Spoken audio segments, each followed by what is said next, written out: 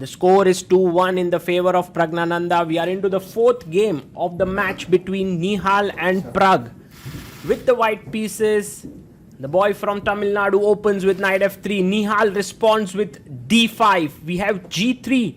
Pragg is building his home there. And Nihal goes knight d7. Slightly offbeat move because the knight is not so well placed here. Pragg instantly goes d4 and Nihal plays knight b6.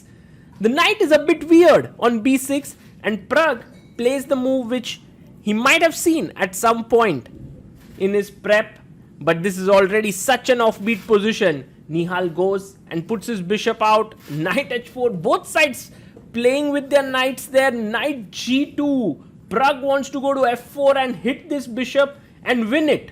That's his idea.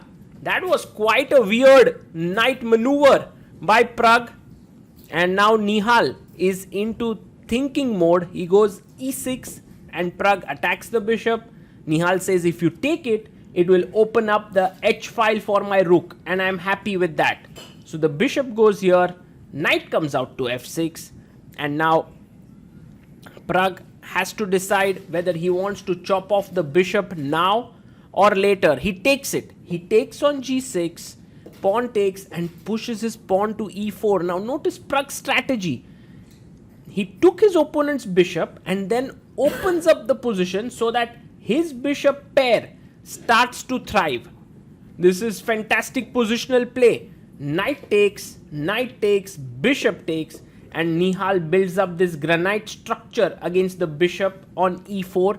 So black's position is very solid, but white always has this small edge in such positions. It comes out of Caro-Kann, it sometimes comes out of Scandinavian. These positions do occur and white has a small edge, but black is generally very, very solid and it's not so easy to break through. Let's see what Pragg does here. How does he continue? He first puts his queen on e2 and notice how he's keeping the options open for his king to go here or here. Both sides are possible. For now, is Nihal angling at some kind of a sacrifice on g3? It's not really working for now. So Pragg can continue with normal play. He has 2 minutes 6 seconds. Nihal has 2 minutes 36 seconds. And Pragg taking quite some time here, which is a bit unusual in such a simplified position. He goes bishop d2, just develops the bishop and maybe he wants to simply long castle here. That's his plan. Nihal puts his knight in the center of the board. He looks pretty relaxed here in this position. He's feeling quite comfortable. h4 played by Pragg. Now one of the ideas here, and it's quite anti-intuitive, is to push the pawn, undouble the pawns for black, but at the same time get the h file. Nihal long castles and so does Pragg. Both sides have now long castled and Nihal now has to think whether he wants to go actively with c5 break at the right moment or does he just want to stand there. You know, his pieces are well positioned. Knight f6 played, hitting the bishop on e4. The bishop drops back and Nihal puts his king on the side. So does Pragg. Nihal puts the king even further away. Is Pragg going to do the same? Put the king on a1? Not really, says Pragg. He puts his bishop on g5 square. Rook comes to e8. And maybe there is a chance of pushing the pawn to e5. Queen moves away. Nihal breaks the pin. And now the rook comes to the center of the board. When your opponent has the bishop pair, you want to trade the bishops. But Pragg says, no, I'm keeping the bishop here. So the bishop stands on the board. For Pragg also, it's not so simple to make progress here. So he's also making these little moves with his rooks, with his bishops and so on. Both sides are waiting, but I think Nihal is doing a better job of waiting than Pragg. Because Pragg is taking so much time for his moves. Bishop f4 attacks the queen moves away. And I think Pragg may want to trade off the queens here with queen b3. And just say, okay, let's exchange the queens, let's play the endgame. 1 minute 12 seconds for Pragg. He plays queen b3, Nihal instantly moves. I think Nihal is playing the strategy of pushing Pragg on time, really bringing him low because This is really super fast chess that Nihal is playing, and he's not even thinking for his moves. He's just making one move after another. Pragg goes back with his queen, and Nihal brings his knight. The bishop comes back again to c1. The dark squared bishop better do a good job, because Pragg has saved him for such a long time here. Okay, knight goes to b6. Maybe Nihal is looking at the c4 square, a4 square, the light squares, and Pragg finally trades off the h pawn. Well, it's actually good news for him, because in a way he's gotten the h file now. Nihal can no longer contest it. So progress made there by Praggnanandhaa. The time on the clock says 1 minute 45 seconds for Nihal, 1 minute for Pragg, and Pragg wants to get his rook to h7 and put pressure on the f7 pawn. He's thinking hard. Nihal Sarin has to decide now what to play, because he had almost a minute's edge on the clock, but now it has come down to 1 minute 15 seconds. Maybe Nihal doesn't like his position anymore. He goes bishop f6. Can Pragg already push his rook down to the 7th rank and attack the f7 pawn? Or is there something else that he's thinking about? This structure is very solid for white. You don't want to break it. He goes rook d3. Fantastic move. He wants to go to f3. Put pressure here. Put pressure on f7. Bring the rook to h7.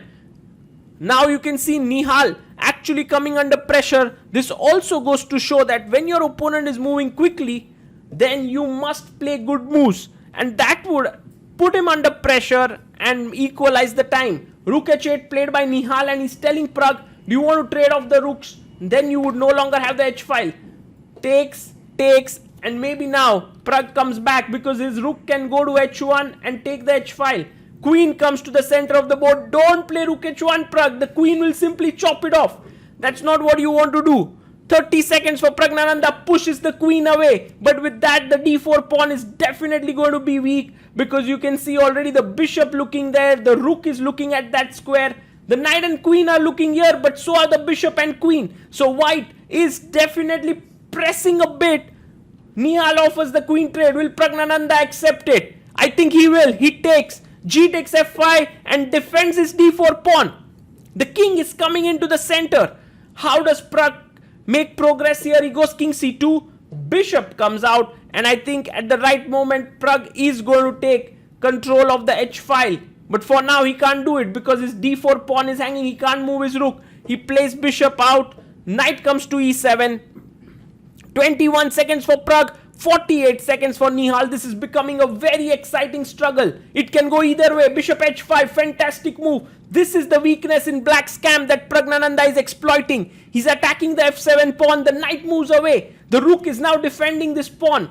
How do you want to continue? Goes for a check and places his bishop here. Now notice, if you take, rooks are traded, then the f7 pawn falls. So you can't do that. That's why Nihal goes back with his bishop. But now the d4 pawn is secure. Maybe the rook can already move away. First goes back with his bishop to f3. And now maybe Nihal wants to play f6 and push the bishop away. That could be an idea. But first he brings his knight to e7. Bishop comes back. And now the knight has to move away. Nihal is actually taking a lot of time. Pragg's move is working out, because he's kind of repeating, but at the same time putting a lot of pressure. Knight goes back to c8, and now king comes up. King comes up to c3. Nihal Sarin's position is tenable, but look at the time. 13 seconds for Pragg, 11 for Nihal. Pushes the pawn to a5. Good move. Kind of limiting white's queenside structure. Takes the h file. King moves up. And now the bishop comes back. He pushes it away. Bishop comes here to attack this pawn. But now Pragg can actually push it away. Good move. With just 4 seconds left, Pragg needs to move fast. He exchanges, takes, moves in with his rook, attacks the pawn, defends it, attacks the rook, takes the 7th rank. Praggnanandhaa playing brilliant chess with 7 seconds on his clock. He's got an advantage here. Nihal Sarin has more time, but his position is so bad. Look at his knight. Can't move at all. It's literally trapped there. King goes back. Pragg moves in with his bishop. He pushes the pawn. Now the bishop comes here, attacking the f5 pawn. Everything's lose in black's camp. He takes on d4, king takes, check with the rook. The king needs to move away. A good square is on c4, keeping control of the c5 pawn and then picking up this pawn on f5. But he goes back to c3 and Nihal attacks the bishop. He takes, knight goes to a7. Nihal is hoping to activate his knight. Rook comes here to e5 to attack the c5 pawn. And he goes bishop c4. Nihal is fighting back. He's got back his pawn. Rook to g5, but still white is clearly in the driver's seat, because if you see, has the kingside majority. The bishop is superior to the knight. The rook is more active. This should be winning for Pragg, but he has only 3 seconds left. He needs to play faster and also save himself from the knight forks that Nihal might get into. Nihal is such a tricky player. With just 2 seconds moves his knight back. Pragg also with 1 second moves king f5, knight b6, and he plays it here. Who's going to have better nerves at the end of the day? The rook is attacking the pawn on f2. Pragg pushes the pawn, but check, king takes the pawn, and Nihal captures the queenside pawn. Bishop comes in, and now g4 would be a good move now to push. But no, he pushes the f5 pawn. This position could end in a draw because Nihal is creating a queenside passer. The king comes to e5. Take this pawn, Nihal, and then push your a pawn. You have 5 seconds. No, knight d5 is a massive blunder. The final blunder, it seems. Pragg takes the knight. Pawn takes. Pushes the f pawn. Now f7. Check and queen. You can see there Nihal knows he's blundered. He gives a check with 1 second left. King comes in and there's nothing more to do. Pushes to f7 and Nihal Sarin resigns. What a game. What amazing control on nerves shown by both the players.